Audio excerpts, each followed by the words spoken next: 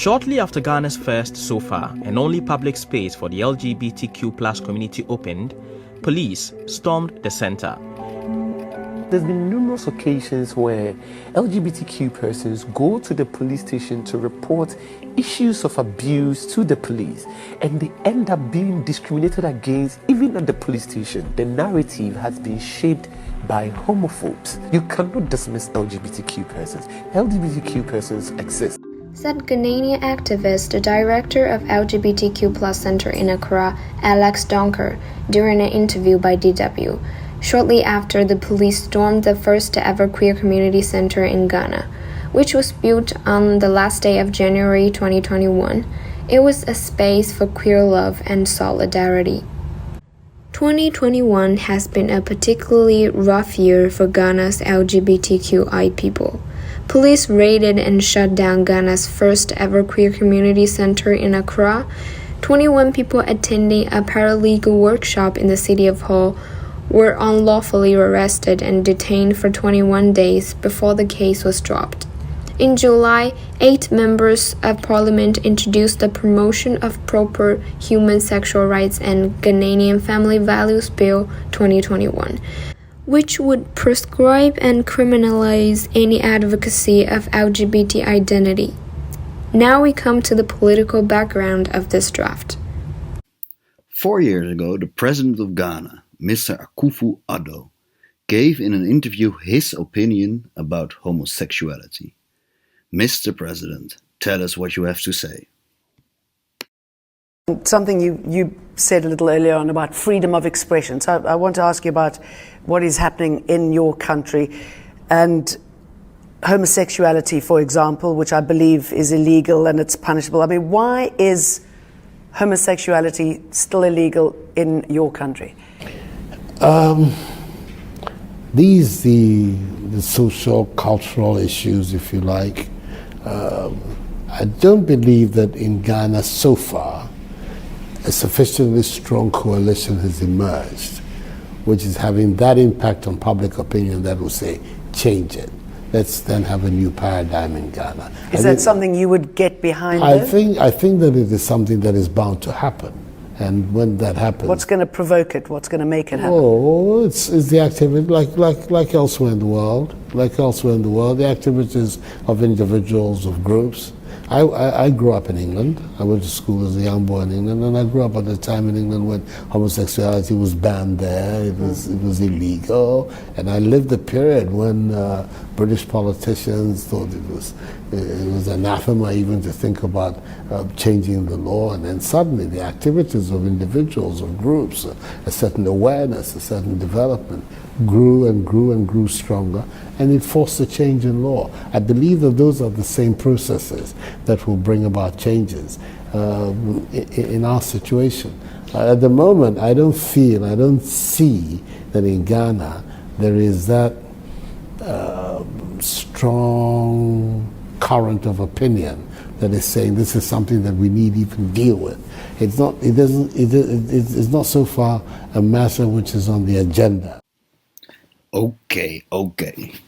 Thumbs up that he is maybe open for change? I doubt it.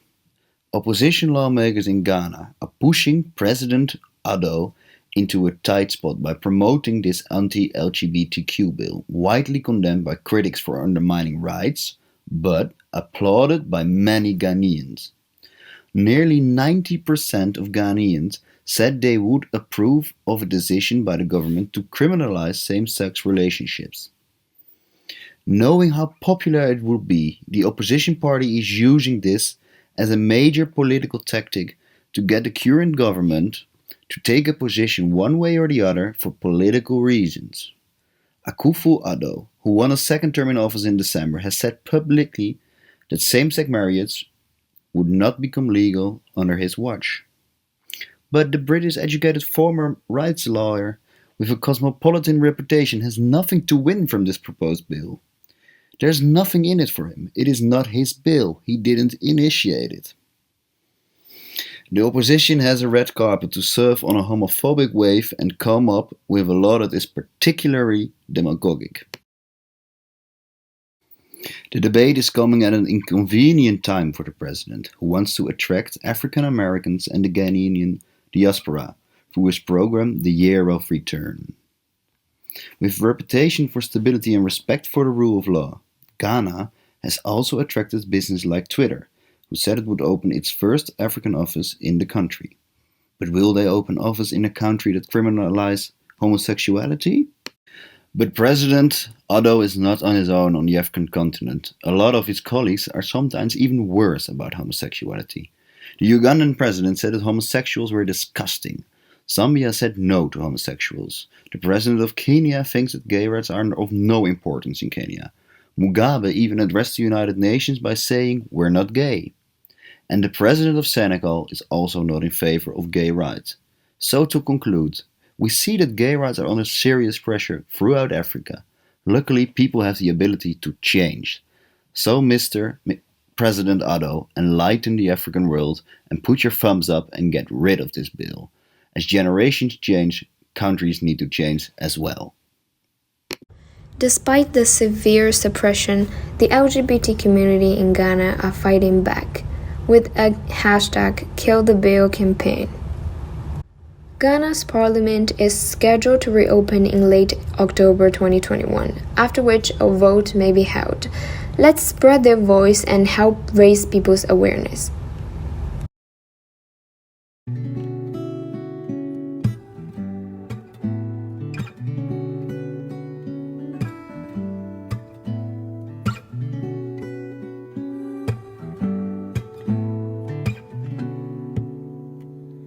I search your profile for a translation. I study the conversation like a map, 'cause I know there is strength in the differences between us, and I know there is comfort where we overlap. Come here, stand in front of the light, stand still so I can see your silhouette. I hope that you have got all night, 'cause I'm not done looking. No, I'm not done looking yet.